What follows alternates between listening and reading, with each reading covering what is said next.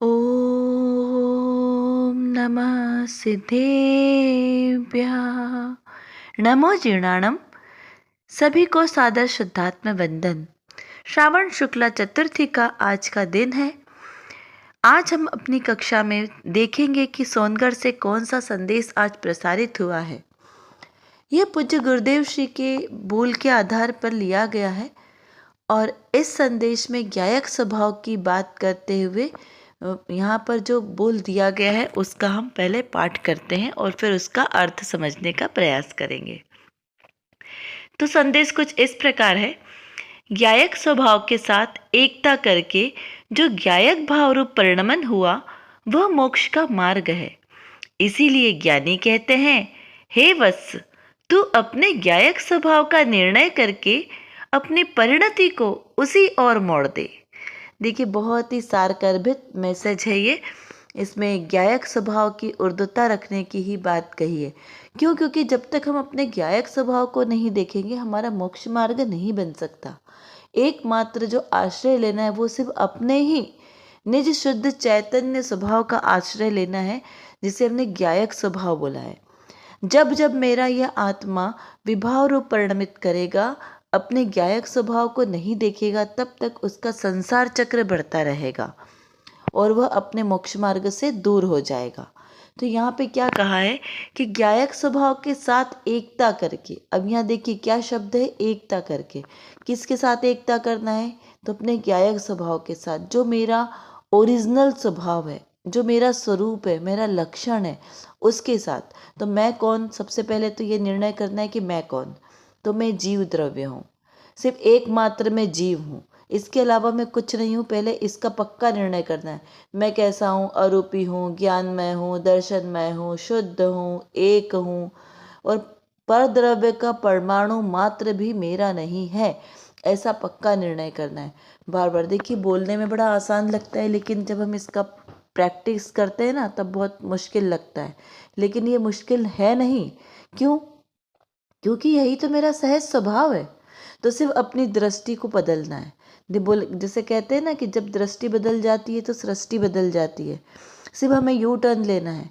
जो दृष्टि अभी तक बाहर के पर पदार्थों को देख रही थी, बाहर के पर पदार्थों में जो एकत्व करके रखा था हमने, किससे? इस देह से, कि ये शरीर मेरा है, ये शरीर की जो 5 इंद्रियां है वो मेरी है और इन 5 इंद्रियों संबंधी विषय भोग है वो मेरे हैं और मेरे सुख का साधन है। हमने ये मान के रखा था। फिर क्या माना कि ये जो मेरे इस शरीर के आश्रय से जितने भी मुझे संयोग मिले हैं, मेरे स्त्री, पुत्र, मकान, मेरी फ्रेंड्स, ये सब कौन है? ये सब मेरे हैं। तो जब इनको हमने अपना माना, जो इस मेरे शरीर से भी अत्यंत भिन्न है, उनको जब मैंने अपना माना तो उससे जो क्रियाएं होने वाली थी, राग द्वेष की, मोह की, उन सबको भी मैंने अपना मान लिया। तो उससे तो क्या होगा? दुखी उत्पन्न होगा। तो उसके कारण मैं संसार में दुखी हुआ। अब एकमात्र इस शरीर को भी अपना मानेंगे तो ये सारी चीज़ों में अपनापन हो गया कि नहीं हो गया? हो गया ना। तो इसीलिए कहा है कि एकमात्र ज्ञायक भाव से एकत्व करना है। क्योंकि जब एक को हमने अपना माना तो बाकी सारी चीज़ें कैसी होगी? स्वतः ही छूट जाएगी, छोड़नी नहीं पड़ेगी। क्योंकि कोई भी चीज़ करने का भाव, ग्रहण करने का भाव हो या त्याग करने का भाव हो, ये तो आत्मा का स्वभाव ही नहीं है। क्योंकि आत्मा कैसा है? त्यागोपादान शून्यत्व शक्ति से परिपूर्ण है ना।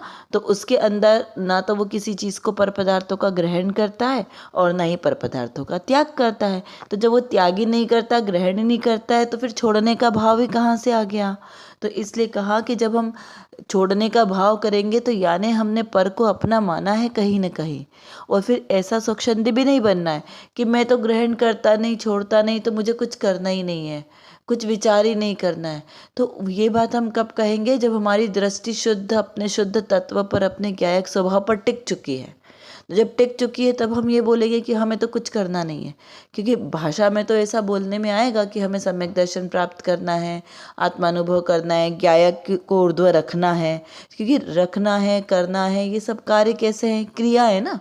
तो क्रियाएं मतलब हम करने वाले हो गए, तभी तो हम क्रिया करेंगे। हलन चलन की, बोलने की, ये सब, तो ये हमारे वाणी में निकलेगा, लेकिन अंतर में जो श्रद्धान होता है ना, वो श्रद्धान को पक्का करना है। शब्दों पे नहीं जाना है कि अरे आपने करने का बोल दिया तो आपको मिथ्यात्व हो गया, नहीं। यहाँ पे करने का भाव अंदर में नहीं है कि मुझे करना है, तो वो वाली बात को आपको ध्यान रखना है। तो यहाँ पर फिर क्या कहा कि एक ज्ञायक स्वभाव के साथ एकता करने से जो ज्ञायक भाव रूप परिणमन हुआ। अब देखो, जब ज्ञायक भाव से एकता करेंगे तो परिणमन भी कैसा होगा, उसी रूप होगा। जैसे हमारे भाव चलेंगे, जैसे परिणाम होंगे, उसी प्रकार से उसका परिणमन होगा। विपरीत तो होगा नहीं कि हम ज्ञायक की ऊर्ध्वता रखें, ज्ञायक पे दृष्टि रखिए और परिणमन हमारा विभाव रूप होगा, ऐसा नहीं होगा। और ऐसा भी नहीं होगा कि हमने परिणमन विभाव रूप किया है, विभाव पे दृष्टि गई है और हमारा जो भाव है वो ज्ञायक रूप हो जाएगा, ऐसा भी नहीं होगा, है ना। जैसे केवली भगवान की दृष्टि कैसी है, अपने ज्ञायक स्वभाव पे है, तो वो सारा लोक उनके ज्ञान में झलकता है, तो भी उनको उसके प्रति राग या द्वेष नहीं होता, इसीलिए वो कैसे हो गए, वीतरागी हो गए, ठीक है ना। तो वैसे ही यहाँ पर हमें लेना कि जब हमारी और देख रहे हैं ना, ऐसा नहीं है कि उन्होंने अपनी आंखें बंद कर ली है, वो सब कुछ देख रहे हैं सारे जगत को, लेकिन फिर भी देखते हुए भी नहीं देख रहे, क्योंकि उनका अभिप्राय में तो सिर्फ अपना ज्ञायक स्वभाव आत्मा है। तो फल तो किसका लगता है, अभिप्राय का। देखो 3 परिणाम होते हैं ना, क्रिया, अभिप्राय और आपका परिणाम, क्रिया, परिणाम और अभिप्राय। तो क्रिया का फल तो 0 हो गया, परिणाम का 100% और अभिप्राय का अनंत गुना फल लगता है। तो इस प्रकार यहाँ पर समझना है कि हमें अपना अभिप्राय है वो अपने ज्ञायक स्वभाव पर होना चाहिए, और यही क्या है, मोक्ष मार्ग है। इसीलिए ज्ञानी कहते हैं कि हे वत्स, तू अपने ज्ञायक स्वभाव का निर्णय कर कर अपनी परिणति को उसी ओर मोड़ दे, है ना। इसीलिए जो हमारे आचार्य भगवंत है वो हमें क्या कहते हैं कि अब तू, करुणा करके हमसे कहते हैं ना कि अब तू अपनी परिणति को ज्ञायक स्वभाव की ओर मोड़ दे, क्योंकि जिस समय हमारी परिणति मोड़ेंगे, हमारा दृष्टि का विषय जिसको हम बनाएंगे वही कार्य हमारा चलेगा। तो बहुत ही सुंदर यह मैसेज, हमें अपनी दृष्टि को अपने ज्ञायक स्वभाव पर रखने की बारंबार पुरुषार्थ करना है। और जब हमारी दृष्टि सहज अपने ज्ञायक स्वभाव को जान लेगी तो हमारा ये मोक्ष मार्ग है वो हमसे दूर नहीं है। तो ऐसा हमें मोक्ष मार्ग प्राप्त करना है। तो चलिए अब हम देखते हैं आज की हमारी रत्न कड़ी का गुरुदेव श्री से मुमुक्षु ने क्या प्रश्न किया है, हम देखते हैं। तो यहाँ पर प्रश्न है, आत्मा प्रमत्त अप्रमत्त नहीं होता, इसका क्या अर्थ है। तो देखिए, ये जो प्रश्न है ये समय सार जी की गाथा नंबर 6 के आधार से ये प्रश्न है। तो देखते हैं इसका क्या गुरुदेव श्री ने समाधान किया है। आत्मा शुभ अशुभ रूप नहीं होता, यदि शुभ अशुभ रूप हो तो प्रमत्त अप्रमत्त रूप हो, है ना। इसका क्या अर्थ लेना कि जो आत्मा, वहाँ पर क्या कहा है गाथा में कि यह आत्मा प्रमत्त भी नहीं है, अप्रमत्त भी नहीं है, एकमात्र एक ज्ञायक भाव है, ठीक है ना। तो यहाँ पर लेना कि जो आत्मा है वो शुभ और अशुभ रूप नहीं होता। पहले तो हम यहाँ पर प्रमत्त और अप्रमत्त का अर्थ समझते। प्रमत्त मतलब राग रूप और अप्रमत्त मतलब राग से रहित अवस्था। अ लिखा है ना, अ यानी नहीं, जैनागम में अ का अर्थ नहीं से लिया जाता है। तो जो राग रूप नहीं है ऐसी दशा, तो जो राग रूप नहीं है वो कैसी दशा हो गई, वीतराग दशा हो गई। किंतु शुद्धात्मा शुभाशुभ रूप से नहीं परिणमता। अब यहाँ क्या कहा, देखो शब्द ये ना शुद्धात्मा, तो शुद्ध आत्मा, जो आत्मा शुद्ध है तो वो कैसा है, शुभ और अशुभ रूप से नहीं परिणमता। इसीलिए प्रमत्त अप्रमत्त रूप से भी नहीं है, क्योंकि प्रमत्त और अप्रमत्त दशा कैसी है, शुभ और अशुभ वाली दशा है। इसको हम शुभ अशुभ भी ले सकते हैं, प्रमत्त तरफ को राग और वितराग वाली भी। तो उस दोनों रूप से नहीं परिणमता, शुभ भी नहीं है अशुभ भी नहीं है, तो कैसा है, शुद्ध है ना। शुद्धात्मा है ना, एक ज्ञायक भाव वाला है। कौन, मैं आत्मा। तो दोनों से ये रहित है, इसीलिए प्रमत्त अप्रमत्त से भी नहीं होता। इसलिए यहाँ पे शब्द प्रमत्त और अप्रमत्त यूज किया है कि आत्मा दोनों से रहित है। अब अप्रमत्त देखिए, गुणस्थान में भी है ना, प्रमत्त विरत, अप्रमत्त विरत। तो ये कौन सा है, ये अप्रमत्त यानी जो 7वें नंबर का गुणस्थान है से लेके 13वें गुणस्थान तक, उस पर्याय रूप जो आत्मा नहीं होता। अब क्या कहा कि पर्याय इस रूप भी नहीं होता, क्योंकि ये जो गुणस्थान है ये भी क्या है, एक समय की पर्याय है। केवल ज्ञान की भी एक समय की पर्याय है। तो जो मेरा आत्मा है वो तो त्रिकाली ध्रुव है ना, त्रिकाली ध्रुव ज्ञायक स्वभाव वाला है, तो वो इस प्रकार से परिणमित नहीं होता। उस पर्याय रूप आत्मा नहीं होता।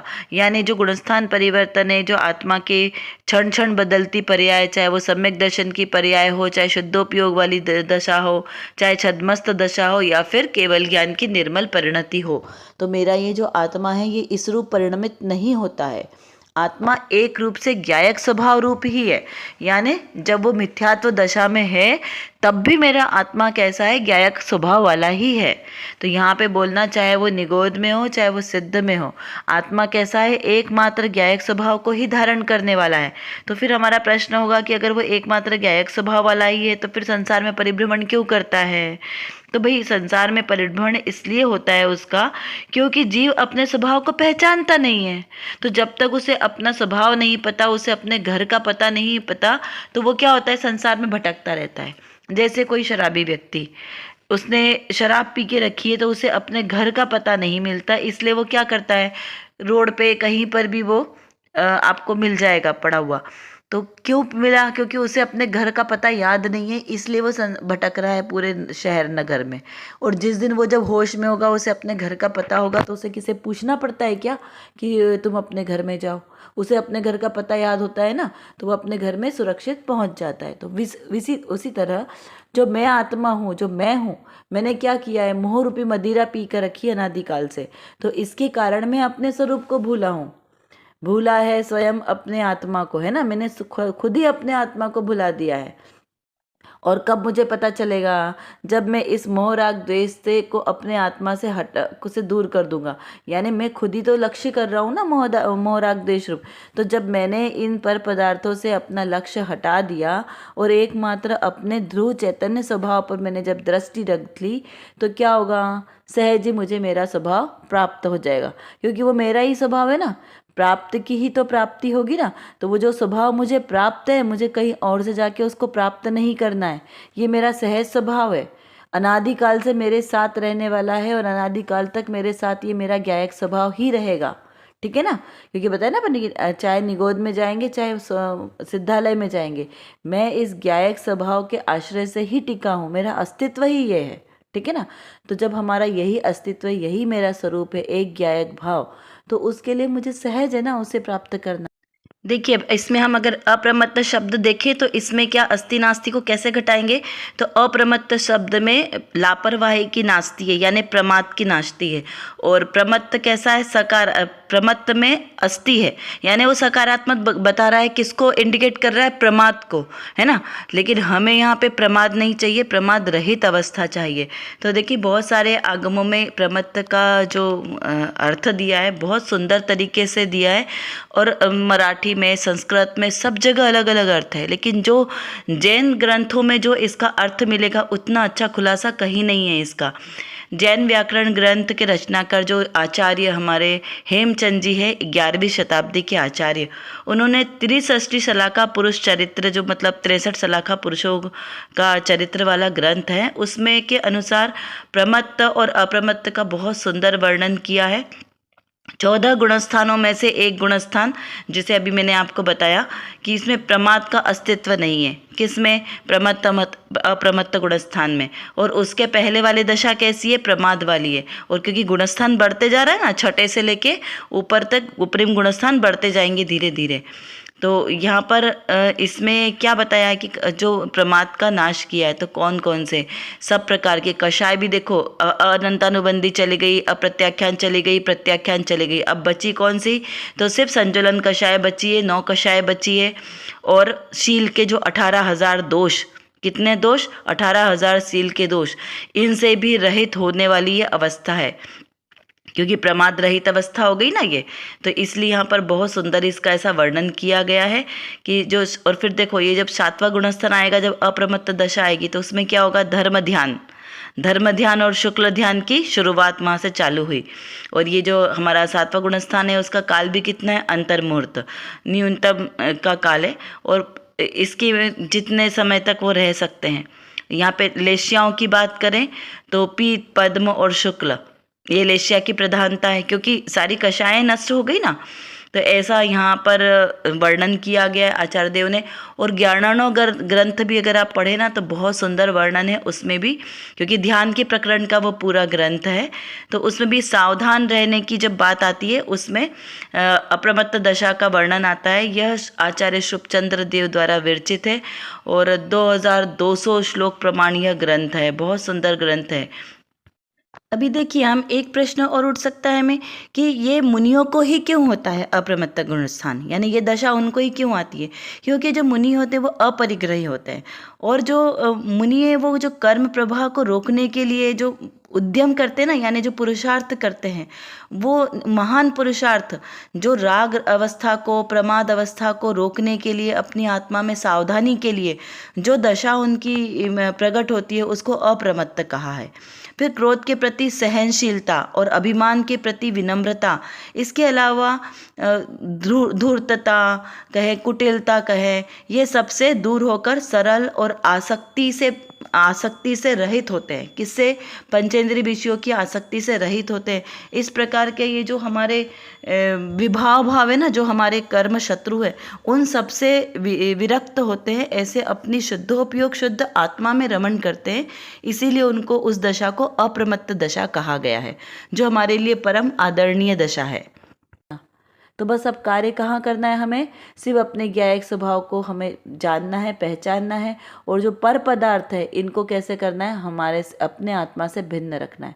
बारंबार देखिए, कोई बहुत बड़ा कार्य नहीं है। हम चलते फिरते अपना नाम याद रखते हैं कि नहीं? संसार के कितने भी काम कर ले, लेकिन हमें अपना नाम याद रहता है। हम बार बार उसको याद नहीं रखते कि मेरा नाम क्या है, लेकिन वो नाम हमें हमेशा याद रखता है। तो बस वैसे ही मुझे अब अपना ये नाम याद रखना है कि मैं एक ज्ञायक स्वभाव हूँ, पर द्रव्य से मेरा कोई संबंध नहीं है। ऐसा निरंतरता, आप देखिए, ध्यान रही क्या शब्द मैंने यूज़ किया, निरंतरता। भेद ज्ञान के लिए निरंतरता चाहिए। सम्यक दर्शन तो आपका जो है वो सहज हो जाएगा, और उसकी अनुभूति आपको कब कब होगी वो चीज़ भी अलग अपने अपने परिणामों से है, लेकिन भेद ज्ञान आपको प्रति समय करते रहना है। और पता है, एक बार उपशम सम्यक्त तो जीवन में कई बार हो जाता है। छायिक और छायोपशमिक सम्यक्त के लिए अलग अलग परिणाम है। तो जो उपशम सम्यक्त है ना, ये जीव को कभी भी हो सकता है।